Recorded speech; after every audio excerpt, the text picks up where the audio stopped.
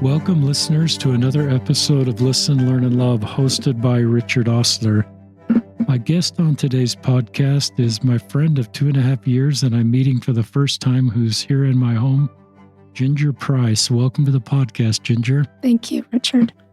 Ginger and I have been exchanging messages for a long time, and she had a wonderful post that will be part of this podcast that will be helpful. But as far as an introduction, Ginger is a married mother of four, married for 14 years, has spent time living in Alaska and Utah, grew up in Cache Valley, Utah, served a mission to Detroit, English speaking.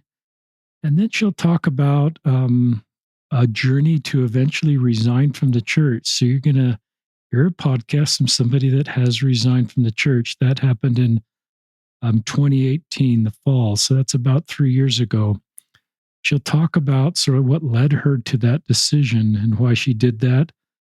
And she still, this isn't a story where I'm going to say now she's been rebaptized. It's not that kind of a podcast, but it is a podcast where recently she had a wonderful experience with her stake president, where her stake president invited Ginger to share her story with the stake presidency and the 8 bishops in the stake. And they just spent time listening to Ginger. And Ginger's going to talk about how healing and helpful that experience was. And that is an experience I think all local leaders can do, is to take the time to listen to people and to help us see each other as the same human family. So that's kind of, our hope is that this is like the podcast where people share honest stories to help us just see each other as the same human family, and just to honor, to try to find unity in diversity or heal our divide. And often listening to people that have different life experiences than us helps heal our divide.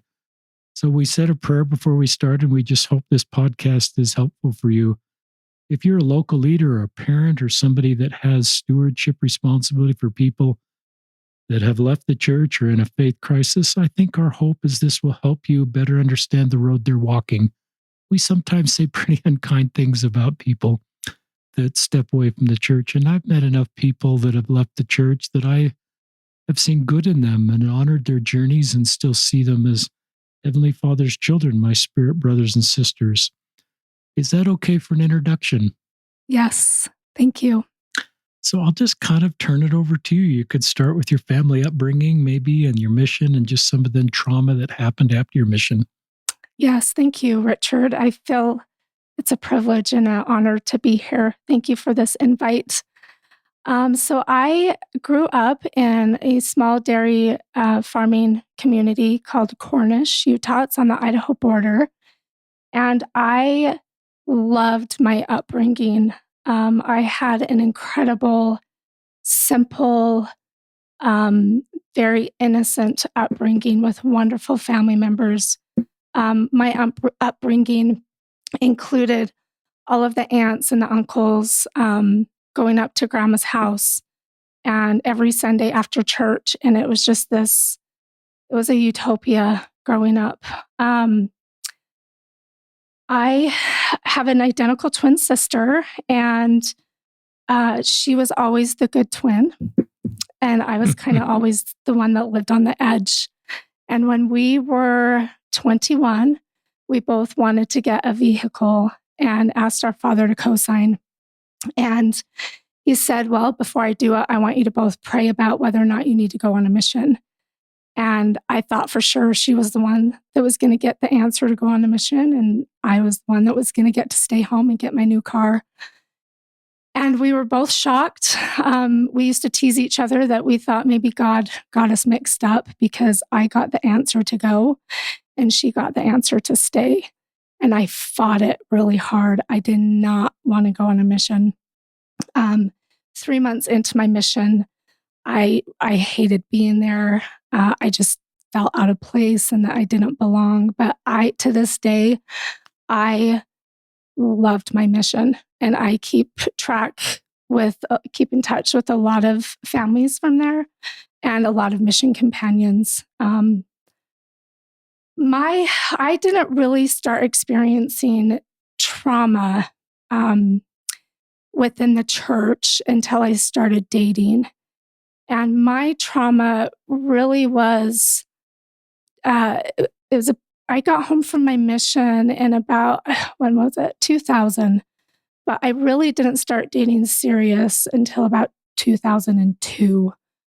And my dating experiences were, it involved, I felt like I had this like magic marker written on my forehead, or a permanent marker that said, please tell me about your porn addiction. And this was before porn was ever really even talked about. And they were some pretty, I don't even know the word, very disappointing and unsettling dating experiences. I was very uneducated about pornography use. I had leaders telling me that men who are addicted to porn end up gay, they end up cheating on you, and I became very terrified of marriage. Because of my dating experiences within men in the church, I eventually found myself dating non-members. And in fact, the first love of my life was an atheist. And I really wanted something long-term with him. But at the time, I thought, he's atheist. How could he have morals if he's atheist? And boy, was I wrong. I don't think that defines whether or not you have good morals. Anyway, I ended up finding myself in a very abusive relationship. I met this gentleman while living in Salt Lake, and he prides himself on being, or considers himself, a pretty influential person in two different circles that he runs in. And the abuse was physical, it was sexual. He raped me. Wow. He threatened to kill me more times than I could count. I did meet with the LDS therapist for 3 times after this relationship, and she couldn't classify the abuse as domestic abuse because we didn't live together. But she said in the 30 years of her practicing, mine was one of the worst cases of domestic abuse she'd ever heard of. It was pretty terrifying. I didn't think I was going to get out of that relationship alive, and as a result, I've had a lot of mental health issues because of that. So, growing up in the church as a woman, when you hear these messages, I mean, I was 26, 27 years old. I was still struggling to get married. Again, I was terrified of marriage. And you're sitting in church and you hear these messages that it would be better to never get married if you don't marry a worthy priesthood holder in the temple. And I took that to heart. And so I had a lot of cognitive dissonance going on at the time. Like, okay, I want to marry a man in the temple, but it seems like I keep attracting these men with porn addictions. And that, yeah, I'm here with this non-member guy, and there's a lot of abuse. Like I was such a wreck when it came to dating and my pursuit of finding a worthy priesthood holder. Eventually, I got out of this relationship. As I was getting out, I met my now current husband. And I was 29 and a half when I got married, and he was 31, 32. And outside of this one horrible abusive relationship, I felt like I was like living the perfect Mormon woman life. I never had sex, never drank coffee, paid my tithing, served a mission. And when my husband and I got married, he had been married previous, and he had been divorced for about 3 years. And so he was still sealed to his first wife.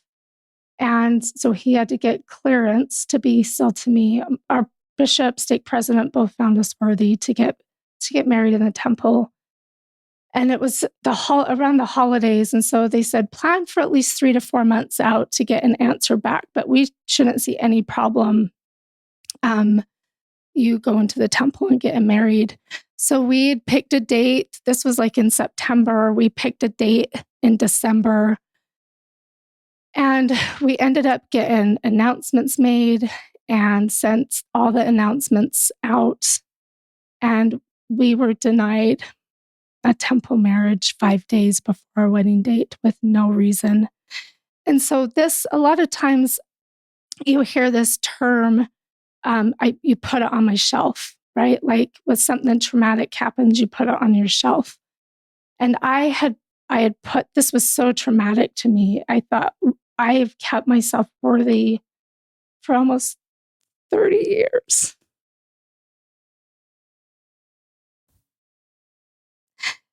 And I got denied temple marriage for no reason. For many years, I thought God was mad at me. The night before my abuser asked me out on a date, I had woken up during the middle of the night and had a very, very strong impression that I needed to run from him. And it confused me. I didn't understand why. And I couldn't go back to sleep. And I got up, got ready for work. And as I drove to work, the feeling resided. And that's where I knew him was from work. And that day he asked me out on a date.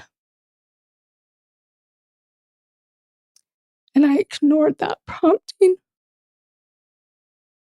And so for many years, I thought God was just really disappointed in me. I mean, I know now God doesn't work that way. But anyway, that was one of the biggest shelf items that was on my shelf. We got married civilly, and I got pregnant right away. And for that first year of marriage, my anxiety was through the roof. With this state of mind that I was in, thinking God was mad at me, I thought, my husband, my baby, they're going to be taken from me. And I'm not going to get a chance to be sealed to them. And so that created a lot of some depression and major anxiety. And anyway, we ended up getting sealed in the temple. And because of my open and honesty with my girlfriends about these dating experiences with men and pornography, I essentially became this untrained therapist for like the next 15 years. Not only would girlfriends come to me, but they'd refer some of their friends, or they would refer a sister or somebody. And for 15 years, I was hearing story after story after story of porn. And it got to a point, it was January of 2018. And I told my husband, I said, if 2 more women come to me, I need to go see a bishop and be referred out to a counselor, because this is affecting my marriage. It's affecting the way I view you. It started affecting the way I viewed God. And I'll never forget, 2 more girls came to me. And there were 2 specific events where I was sitting in church one Sunday, and the Sunday school lesson was on Abraham and Isaac. And for some reason, that lesson just got to me. And because of the year of abuse and then the manipulation and the way I was viewing men, I just thought, wait, this is a manipulative story. Why would a loving God ask his son Abraham to murder his son just to prove his love to him? I applied that in the context of abuse. And I just thought, for the first time, I thought, this sounds like an abuse of God. And a month later, I was sitting in Relief Society and I was viewing, it was the closing song. And it's that picture we all know of Jesus at the tomb and Mary at his feet. And I sat there and I just started sobbing. And I thought, I don't like this position that she's in. And then I went home that day and I thought, what's wrong with me? I'm viewing Jesus this way. So I made an appointment with my bishop, and this would have been March or April of 2018.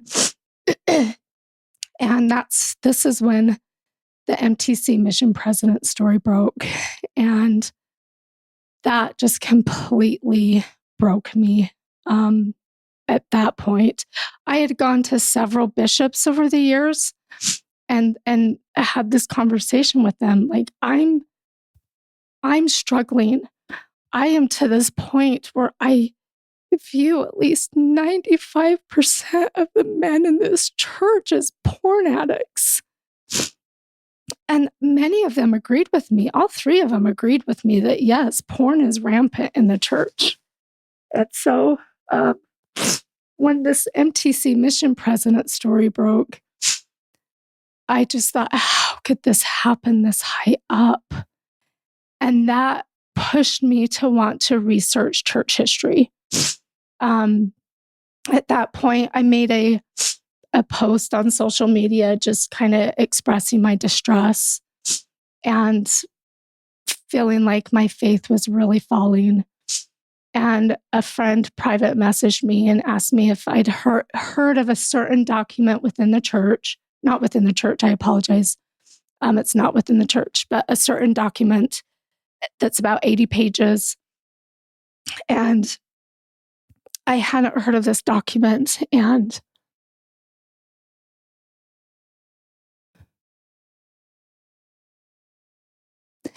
in 2 days,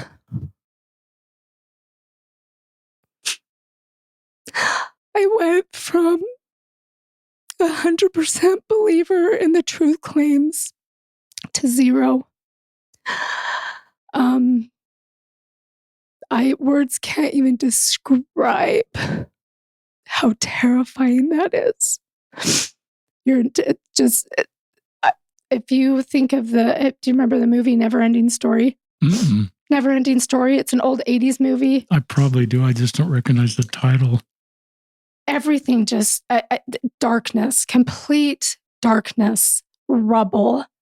I felt like my entire spirit was just trapped underneath all these boulders.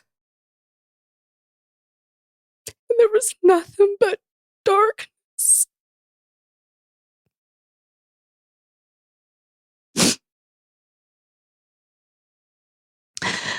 This document, I set out to prove it wrong. And I told myself, I'm going to read anything and everything to try and prove it wrong. And within 6 months, there was a man by the name of Sam Young that was excommunicated in the fall of 2018. And that pushed me to resign from the church because of my experiences with a lot of Mormon men. I was crushed that they would do that to him. I know he was loud in his approach, but the fact that they excommunicated someone who was trying to protect children it's what pushed me to just cut myself off completely. My husband, he said to me, he said, "Don't do this out of emotion." And I didn't care. I did it. And I did it through a lawyer who makes it very quick. And so a year went by, and it took a long time. That Samyang getting excommunicated, that there was a rise in resignations when that happened. So a year went by, and I tried really hard to keep my belief in God and in Jesus. I went to Africa a year after. I was actually in Africa. I'd always dreamed about going to Africa and dreamed about serving in a special needs orphanage, doing a safari, that kind of stuff. And so I went to Africa. And when I was in Africa, and I saw the poverty, I was working in this special needs orphanage. There were about 40 kids with cerebral palsy, and I was feeding a kid. And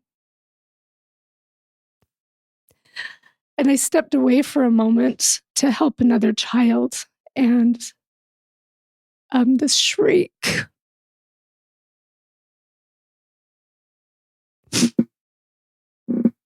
his shriek of terror that I was taking his food from him, completely broke any belief I had in a loving God.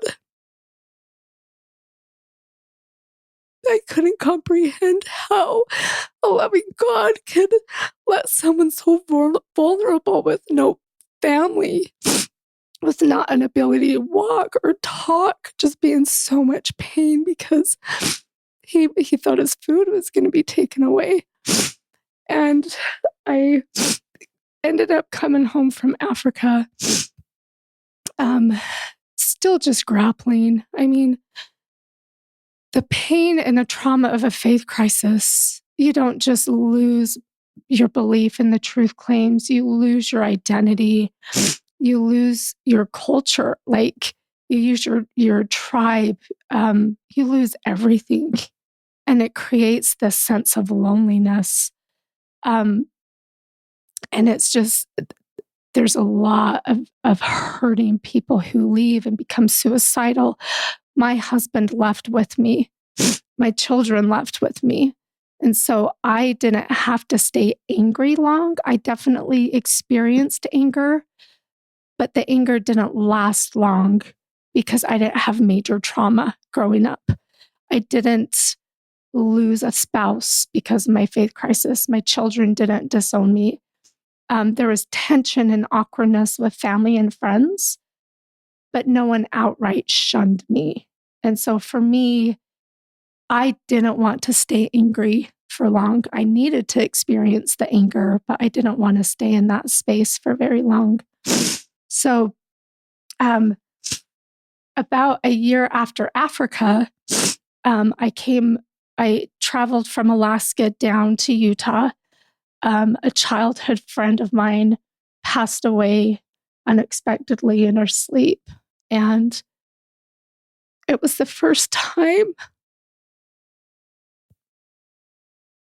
that I was around everybody I grew up with and all of my family since leaving the church. And they all knew about it. I was public about my loss of belief. And the pain of being there and feeling like such an outsider was more than I could take. I felt like I was standing outside of this glass house looking in, and I didn't belong there. I was struggling living in Alaska with no family support, the dark winters, the coldness. I struggled with depression up there in the winters, and the idea of not belonging with my own family and friends here, but struggling there, was the first time I became suicidal. And I spent about 6 months really struggling with wanting to live. I finally was able to pull myself out of that when just some random day, this overwhelming just feeling came over me and this message said, Ginger, stop defining your worth by your level of faith. And that's what pulled me out. And so I was doing good for a while, and a year went by, and I was struggling again in Alaska. I was experiencing a lot of anxiety, depression. I knew a lot of it was coming from the church or from my faith crisis, but there was some underlying issues going on that I couldn't quite put my finger on. And last year, winter hit, and I started feeling suicidal again. And I told my husband, I need a break from Alaska. I need to go home for a little bit. And so we worked out this plan for him to stay and me move home with the children for a while and to get a break. And this is where this story starts with meeting the stake president. That's probably a good place just to pause. There's a lot of listeners that just want to jump through wherever they're listening and give you a big hug. What you've shared took a lot of courage. You're strong, remarkable, articulate. I'm going to use the word faithful, if that's not triggering, because I consider you incredibly faithful. And you have done the very best you can with the circumstances you've been dealt with. And as we listen to stories of people that have gone through faith crisis and hear them first person, our heart just kind of leaps out of our chest, and we just want to give you a hug because we sort of understand sort of a lot of the dots that logically led you to where you are. You didn't say one day, okay, I'm going to have a faith crisis because this will make me happy. This is just what became in your life because of the events around you, and it wasn't intentional. It wasn't because of some of the things we say. It just happened because of all of these events that came into your life, many that were outside of your control. And I hope listeners picked up just your incredibly good heart in this. Here you are in Africa at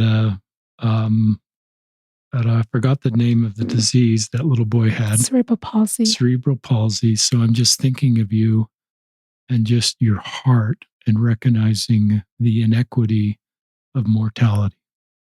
Yes. And the vulnerability of this little boy. And it's your good heart that just makes this unreconcilable. Your desire to understand just the history of our church and make sense of that. So I just give grace to anybody like you or anybody out there that's doing the best they can, that has a really good heart, that's navigating. Here you are helping all these people that know you're a safe person to talk to about pornography, or a spouse that's working through pornography, and the emotional drain on you as you're trying to help other people as well as navigating your own road. And then I think of, I'm thinking of that funeral you went to and the pain of being an outsider and not belonging. And that's one of the most, Brene Brown has a quote that I sometimes mention, not belonging is the most terrifying feeling. It's different than being alone. It's locked out of the possibility of human connection, like you're and powerless to change the situation, and it can lead to feelings of suicide. Yes. And you've experienced that and know that road really well. And I'm glad you're alive, and a lot of people are glad you're alive. But I just, and I love this line: "Don't define worth by your level of faith." And I can even see how it's hard to reconcile, since men have let you down. God is a man. Yes. Our Heavenly Father is anyway. And so some people have trust issues with deity. Yes. I talked to a woman who was, a BYU law student. She was raped. She prayed for safety before she went to this situation and wondered why Heavenly Father didn't protect her. And Heavenly Mother kind of got her through that period of time because she lost trust in men. And I thought, well, that seems pretty logical to me. And so I just recognized that as, you wonder where God is and where your God is in Africa. And so what I guess I'm trying to say is that I just think I don't look at this as a chapter of your life where God is disappointed in you. And maybe God would even say, Ginger, I knew you so well, and I knew your good heart and how you care about people, and you've always wanted to do what's right, and you courageously serve this mission in Detroit. There's a lot of, and I sense you're very connected. Elder Nider, Corey Nider, that we both know is somebody that I know and is connected with you. And I sense you love people. You're connected with people there. So maybe Heavenly Father would say, Ginger, I always kind of knew this is where you'd be at this point in your life. Knowing you so well and knowing the challenges of mortality and the human limitations and your good heart and some of that just being unreconcilable. And so I'm not trying to be prescriptive here or really know what Heavenly Father would say, but I think he might say, Ginger, you haven't disappointed me. I'm not surprised. This is kind of where I thought you'd be in your mortal journey, and you're going to be okay. And he may talk about sort of deconstruction and reconstruction and sort of deconstructing kind of where you were and reconstructing to where you're going to be going down in the future. And when people reconstruct, I just sort of let them do that on their own. I don't try to get prescriptive and say, this is how your road's going to be. And I just sort of trust you to continue to make your way forward. You've worked through incredible trauma that I don't understand. So it would be inappropriate of me to have any idea of the trauma you've worked through and you've experienced and you're still experiencing, and how those are some of the dots that have connected you to where you are. And trauma is real. It's not a spiritual weakness. It's healed through therapy. I think it's great you're going through therapy. It's a sign of your courage, your strength, your willingness to hit this head on and continue to be the best Ginger Price you can be. I think you've got this incredibly compassionate heart that is one of your Christ-like attributes that continues to bless a lot of people. So I'd love you to talk about, that's just the way I feel about you and your story. And thank you. And I think it's okay for us to recognize where we've let people down so that we can do better. And I think that leads into your chance meeting with, I'll let you introduce your stake president and Sure. This experience. Yeah. So a year ago, I was sitting on my couch in Alaska and I was surfing social media. And it was during Christmas, the Light the World campaign. And of course, 90% of the people in my life are still active, believing members of the church. And so I see the hashtag Light the World's comments. Well, this random comment showed up in my news feed. And it was this gentleman that said, I am so grateful. Sorry, I'm so emotional. I'm so grateful for the people in my life who've left the church. And he proceeded to list off all of the things that he has learned from the people in his life who's left the church. And for me, given the state that I was in, like mental state, I was like, wow, who says these kinds of things and is genuine about it?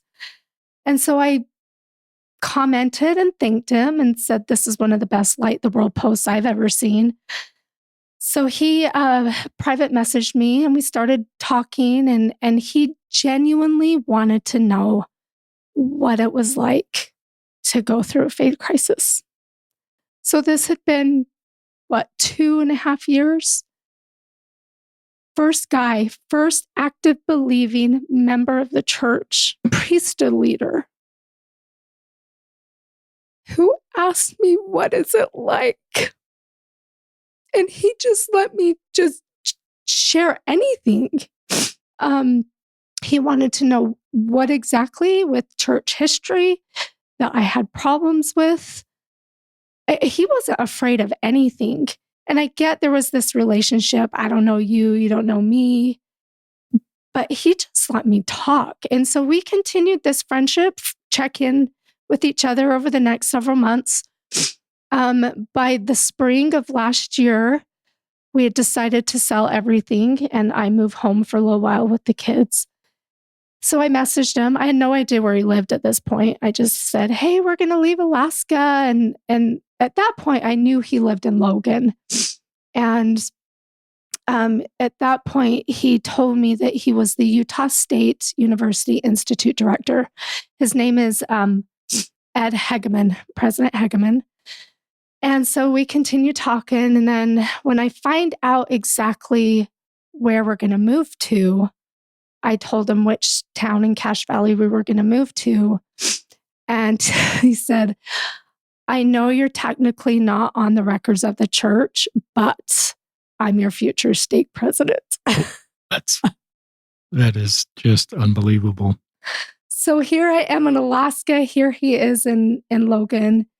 And so me and my girls moved down in June. Him and the bishop that I would have supposed to, the ward I would have been in, show up. They come and talk to me. And he made it very clear from the start. This isn't about getting you back to church. This isn't about rebaptizing you. I just want you to know you're loved and we care about you. And I want to know how we can help. There was no ulterior motive at all. And so we continued to message for a little bit. And he said, I think it's time you come up to the Institute and we talk. And so even though we had this like Facebook Messenger, like friendship going back and forth, and I could open up to him, now I was really getting invited to be in person with somebody. So I went up to the Institute and we sat there for 3 hours and he just wanted to hear everything. And he shared things and I shared things, and it was the most ministering, the greatest 3 hours of ministering that I've experienced within the church. And it's taken 43 years to get there as a resigned woman of the church. And so we continue on and keep a friendship. I go meet his wife, I meet his kids, and we become wonderful friends. So during this time, this happened in June. By September, mid-October, I had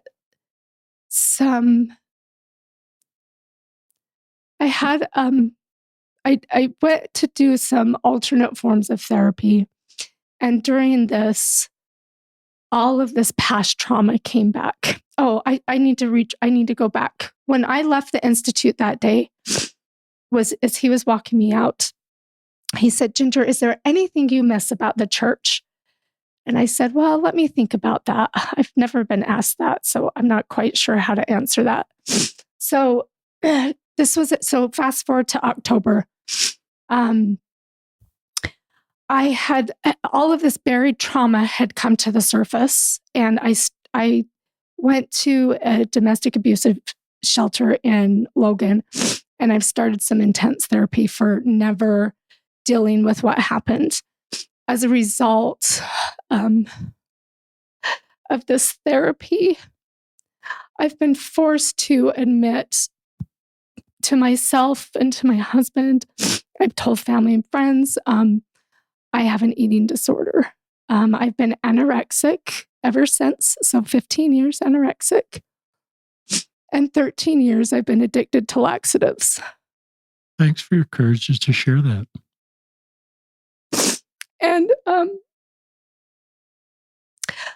was feeling suicidal again. Feeling all of these emotions from the last 15 years and what trauma does to the body and to the brain and to the spirit. I was just feeling so heavy.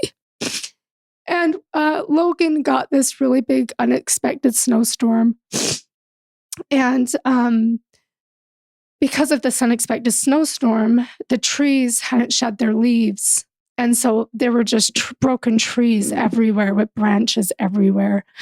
I dropped my kids off to school and I went and drove around, and I was just mesmerized by how a tree could break under pressure.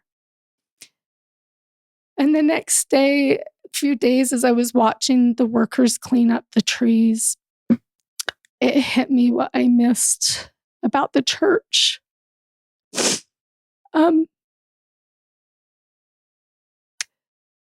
It has been very difficult to work through trauma without a belief in Jesus or a God. I thought, though, the darkness from my friend's funeral was pretty dark. But the month of October was really dark. And I just thought, how do I do this? How do I work through trauma when I don't have anyone to throw my burdens at? And so I messaged President Heckman and I said, I know what I miss. I wish I had a belief in the Savior. And at that point, he reached out to me and he said, state conference is coming up. And I want to invite you to talk at state conference about your struggles of a faith crisis and what you've said, like, how can we do better? And so I was going to speak at state conference. I told him I would. It shocked me. I mean, I've never heard of a Resigned member being asked to speak at state conference. And over the next few days, we both had determined it probably wasn't the best place to share this story. And this is when he said, I think I know the place. I think you need to come before my counselors and my 8 bishops next week. Tell them your story, and then we will provide a Q&A after for them to ask any questions. And you can provide your answers. And he gave me permission to be as open and honest and vulnerable as I wanted to be. And for the first time in 25 years, my perception of Mormon men had changed. So you're sharing things that I've never heard anybody talk about. I've never heard of a stake president inviting a Resigned member to speak at church with the idea that when we know better, we do better. And who better to help us know better than someone who has resigned? I think he knew your heart. You're not asking other people to resign with you. You're just wanting to share your experience, and so that we can all do better. And I love the way you both kind of worked through that and decided maybe the best thing to do is have a council where all 8 bishops and my counselors for 1.5 hours to 2 hours just listen to your story. I've never heard that before. But to me, it's an application of ministering. It's an application of what we do, and as part of our responsibility as leaders to minister to everybody in our fold.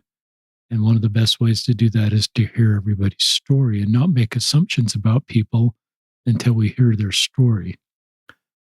And just talk more. So this is an evening meeting, I assume. Yes. And you've just kind of said you've never felt heard like this before. So just talk to us more about that meeting in case others want to duplicate that either in a one-on-one ministering appointment or in a setting like your stake president did. So I showed up. It was late, 8:00 at night. And President Hegeman did like a little, he opened with prayer. He shared a video, brought in the spirit with music. And then he kind of gave me an introduction. And then I basically read to them what I had written for a state conference. And then after that, he'd introduced me to everyone, and they were so kind and warm and welcoming. And it was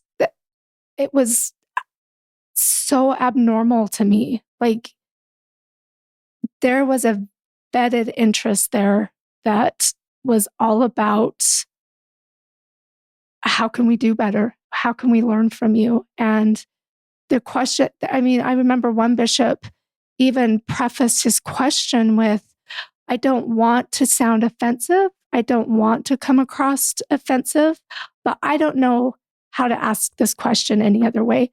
I think in the future, if other leaders were to do this, there does need to be mutual respect. I'm the type of person, I would never want to destroy anybody else's faith. There are people out there, I'm not judging them for that. I think their experiences led them to want to react that way to their own faith crisis.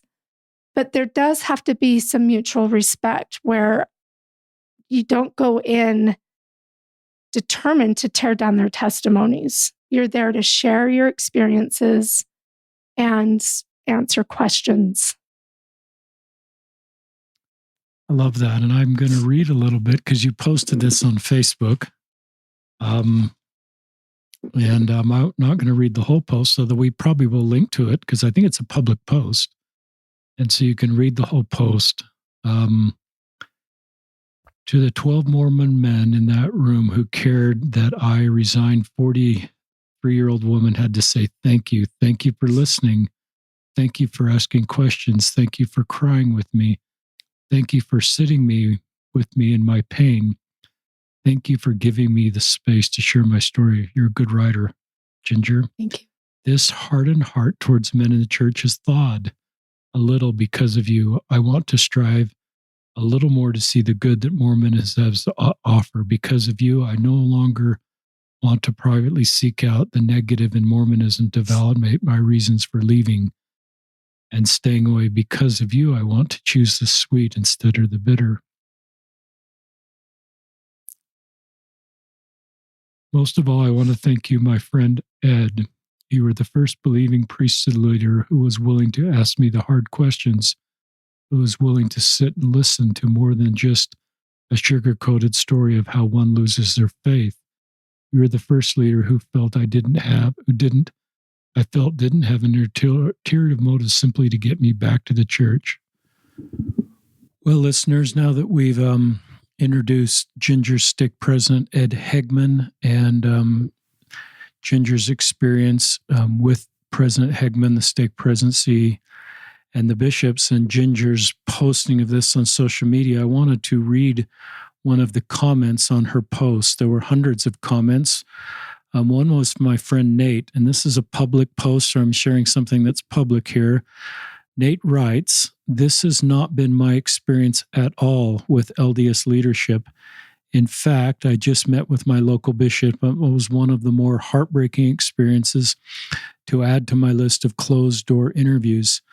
The experience you had was what I hoped for. Even though I didn't have that outcome, I'm glad that you had such an opportunity to express yourself and feel like you were listened to. It takes courage to be so real and authentic, to be so open and vulnerable, especially when we aren't certain of the outcome. Sounds like a very healing experience, and I'm happy for you. Listeners, Nate's a good man that I've interacted with, and I honor his difficult experiences, but I love the grace he extends to you, Ginger, that you had a good experience, and he's genuinely happy for you.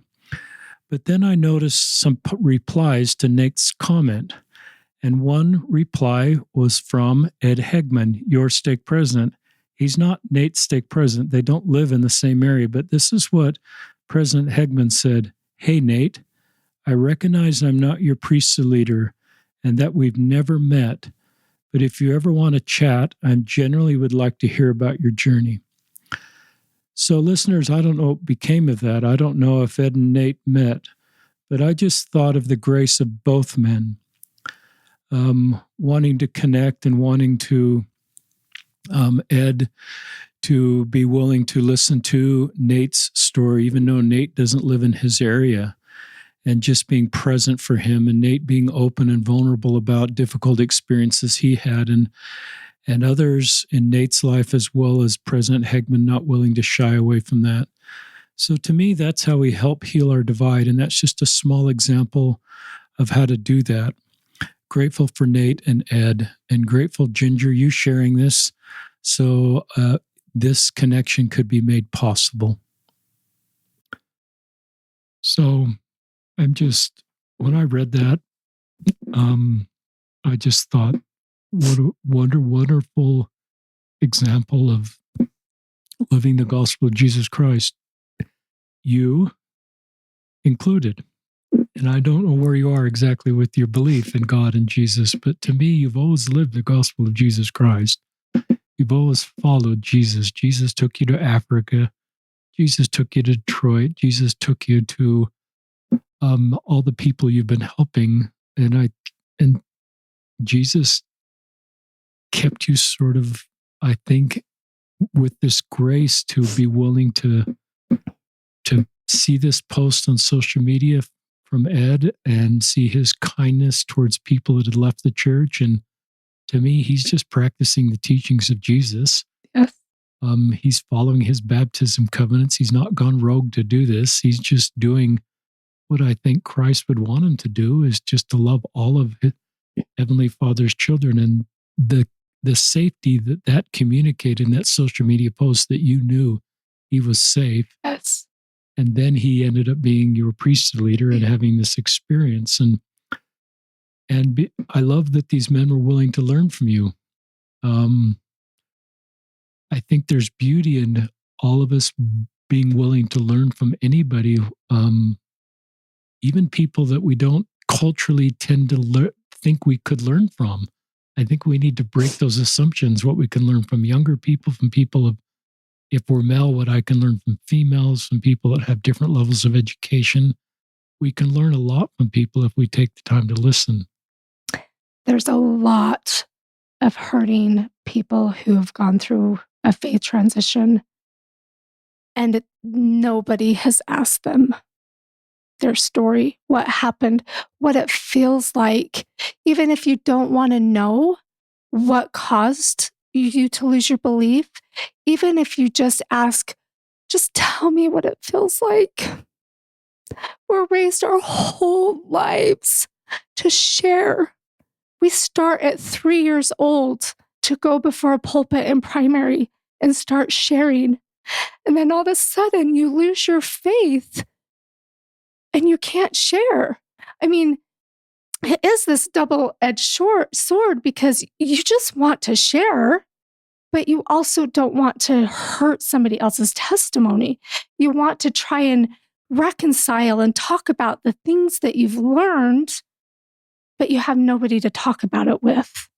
And there is a lot of fear. I get there's a lot of fear. there is a major misconception about people like me. I'm not the only one with a good heart. I'm not the only one who can't say for sure, I know Jesus is the Son of God, but they're still living as if he is. They're still following him as if he is. The level, if I wouldn't have done this, if I wouldn't have gone down this path, I don't know that my heart would have been open to learning about the LGBT community. I mean, my love has expanded because of this journey. And that's one of the things I would get so frustrated with is I've had a shift in belief, but my heart hasn't shifted for the worse. It's shifted for the better. And I don't say Jesus's name very often, but I choose to live as if he were real, as if I know he walked the earth. There's enough evidence that he walked the earth, but I choose to teach my children. I can teach them anything. And my parents did everything right. I'm living proof that no matter how much a parent does to try and teach their children to stay in the gospel, they can end up atheist one day. All I care about is that my children love people unconditionally, and that's it. I don't care about anything else as long as they can love people, and that's it. You know, I apply the stories of Jesus all the time in my life. And do I have time to share my favorite? Absolutely.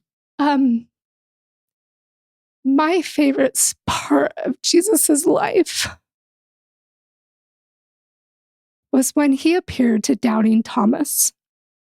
Here we have doubting Thomas who walked with him, who saw the miracles, but he couldn't believe that Jesus was risen. He had to see to believe. Jesus comes to him and he says, Thomas, touch me, touch my wounds. Like the only person we know of in the Bible that was gifted the evidence to actually touch him was the doubter. And Christ didn't say, touch the perfect part of me. Christ said, touch my wounds. That's how he knew the Savior was real.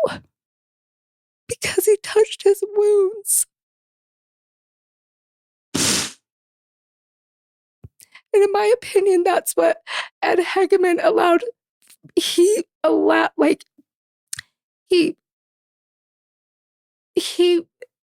Sorry, I'm having trouble formulating this. This is what I see in him, and this is what I see in you. Is that the most sacred place we can be from human to human is when we're sharing in our wounds and not our perfections. And this is what you do, and this is what Ed does. And that's what he invited those bishops to do in his presidency to do. Wow. That is really powerful. I've never thought of Christ asking Thomas to touch his wounds, the symbolism of that. And then what Ed, I'm going to call him And you. And thank you. And those bishops did for you. Is there culturally we present our perfect selves, and we have this culture sometimes of perfectionism. We can't be the real you, but for you to be the real you, the wounded you that we all are, I think all of us are wounded. I think humanity is incredibly wounding. The older I get and the more I see it, it's just incredibly wounding. And COVID's been wounding. There's so many wounding things going on. Yes. But for that visual imagery of President Hegman and those bishops to see your woundedness and your vulnerability, which to me is an incredible sign of your strength and your courage to be open to share your woundedness. And those wounds aren't your fault. that so much of the woundedness that comes is really not our fault. Most of us are trying to do our best. But then to hold that woundedness and just hear it and see it, sit with it, and not dismiss it and not try to explain it away or say you're overthinking it or you're being too sensitive or I don't see it that way. It sounds like they just sat with you. They did. And I wish, do I have regrets from resigning? Yeah. You look at Jewish people, right? A Jewish person loses his faith in Judaism, he will still proudly claim Judaism as his heritage. But I feel like within the church, you lose belief, you're cut off. I would love to see Mormonism say, you know what? You don't believe in Joseph Smith anymore? Come sit with us anyways. You can't say you know for sure that the Book of Mormon is a literal history. That's okay. Come sit with us. You don't know where you stand with God. I mean, with Jesus, that's okay. Come sit with us. They do that for investigators. They don't do that for people who've lost the faith.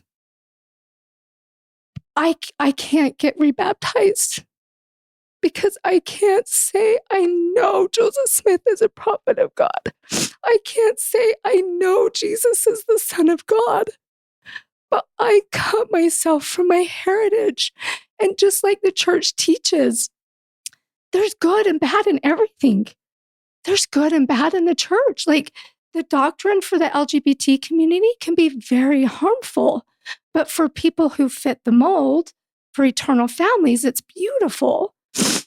And so there is Mormonism, my goodness. A lot of it comes from being raised in this church. But as of now, I will never be able to just reconnect to my heritage because I can't answer the questions to the truth claims. And so at this point, I'm like, why should I even go? I will always be an outsider. Mormonism is in my blood. I act Mormon. I still talk Mormon. I will probably talk Mormon the rest, until I die. And there are some things that I am very, very proud of Mormonism. You have a gift to sort of articulate the complexity of your situation. You also give a lot of grace because there are people that are out of the church and resigned and I don't want to label that group in one narrative either, but sort of want most people to follow their path. And it helps sometimes maybe to justify their decisions, see others follow them, and they want others to see the way they do. You have this grace about you that just gives space for people. It may be harder for you. It almost might be easier emotionally just to completely disconnect from the church.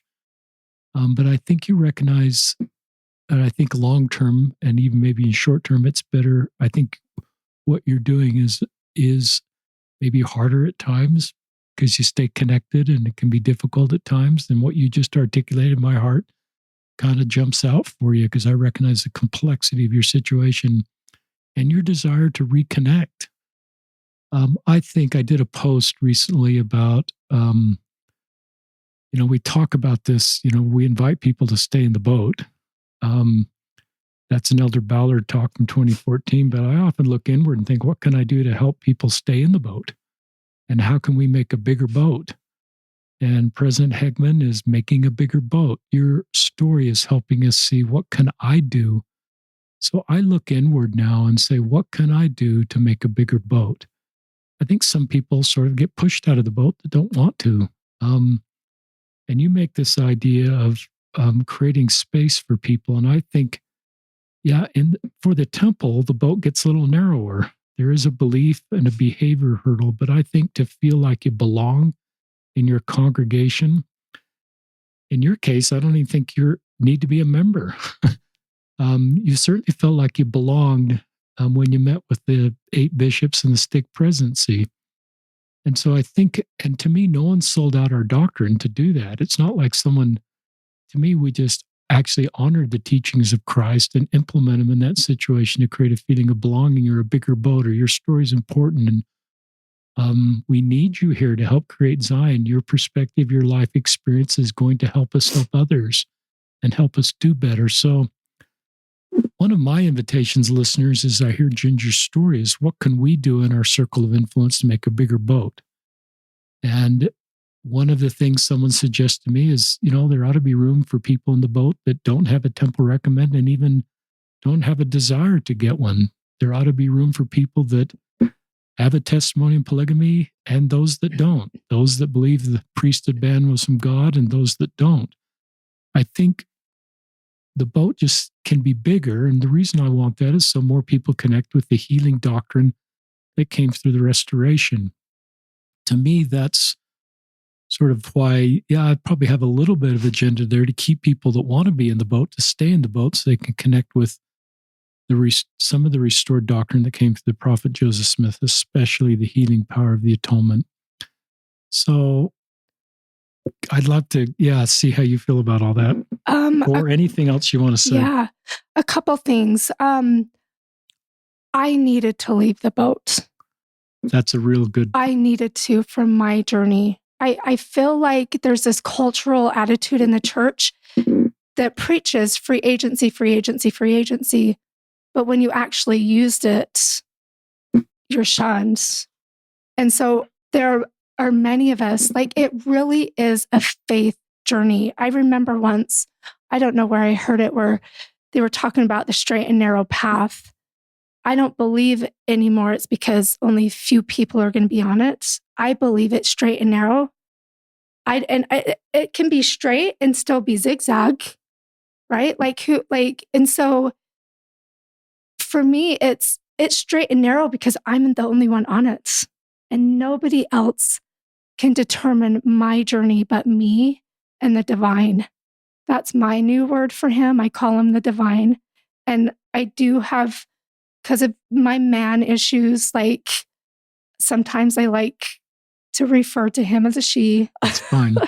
So there are a lot that, I've met wonderful people who've left the church, who've gone down a similar path. And some people are meant to stay in and some people are meant to go out swimming for a while.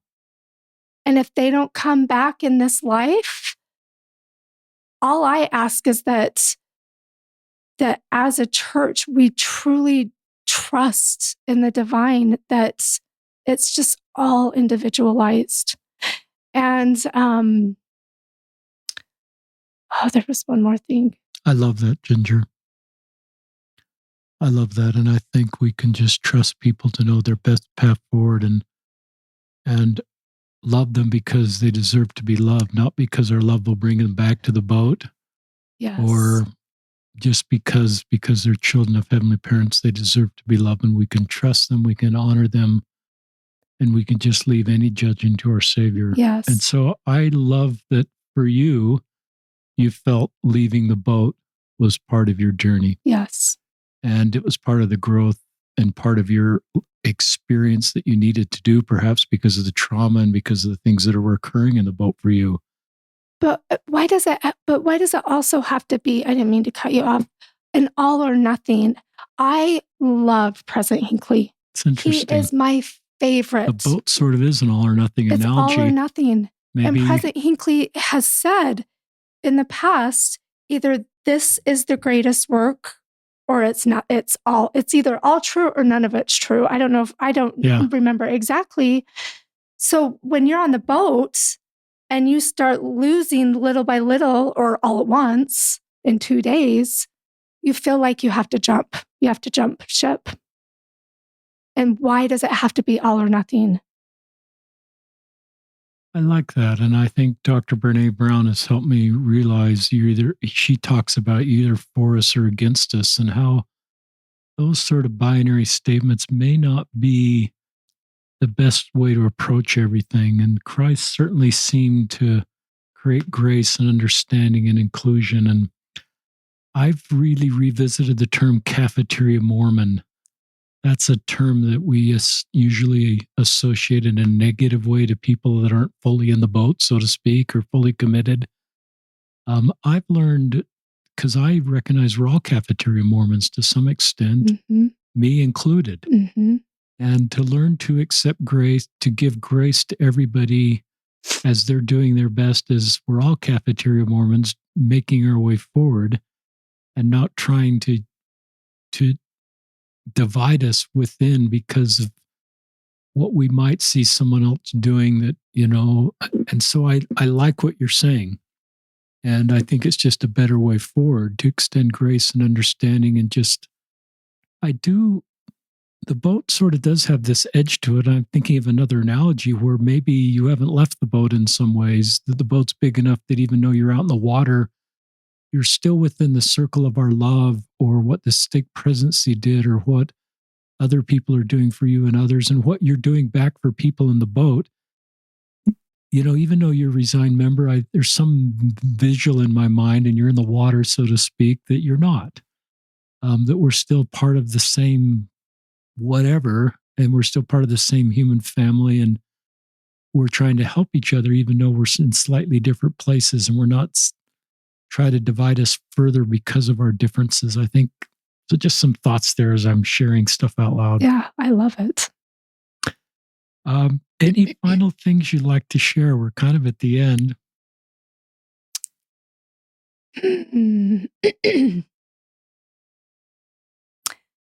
If I could request one thing for members who have loved ones that are going through this, there is a grief process. There is a grief process. And while anger has to be a part of it, it has to be a part of grief. So when you see your loved ones angry and bitter, give them that space for a while.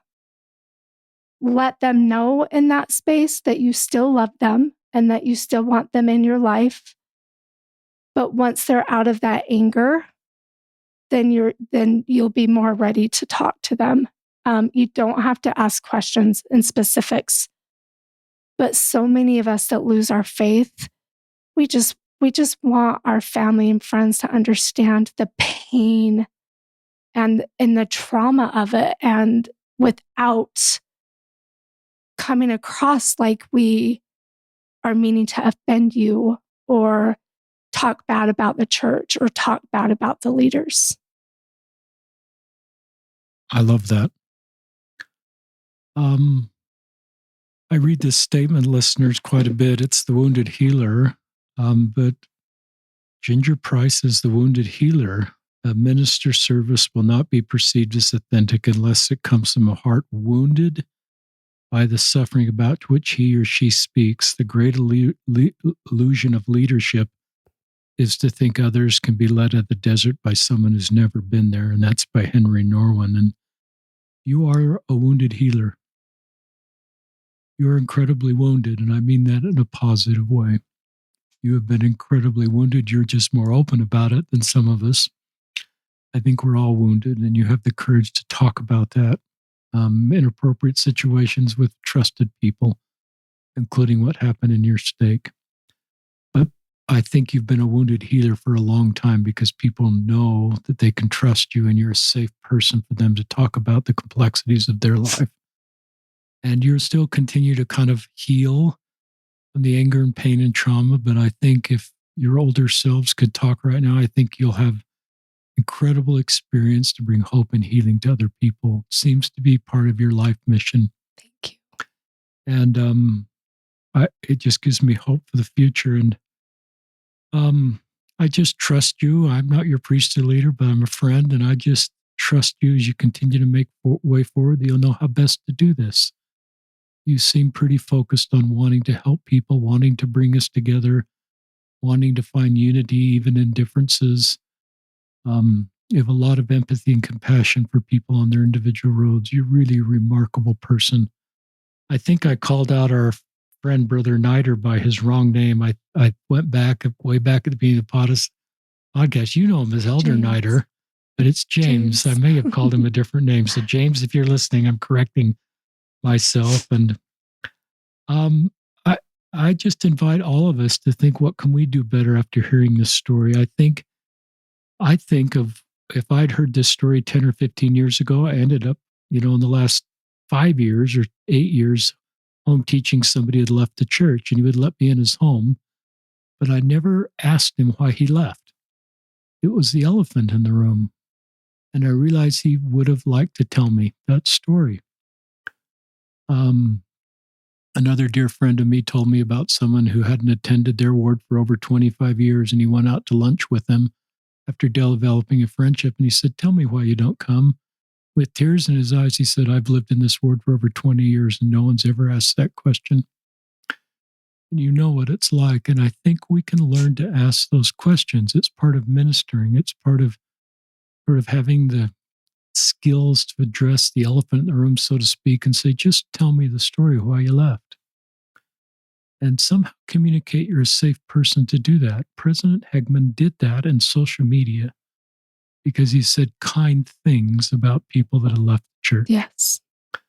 I sort of did that as a YSA bishop when I said kind things about gay people on social media.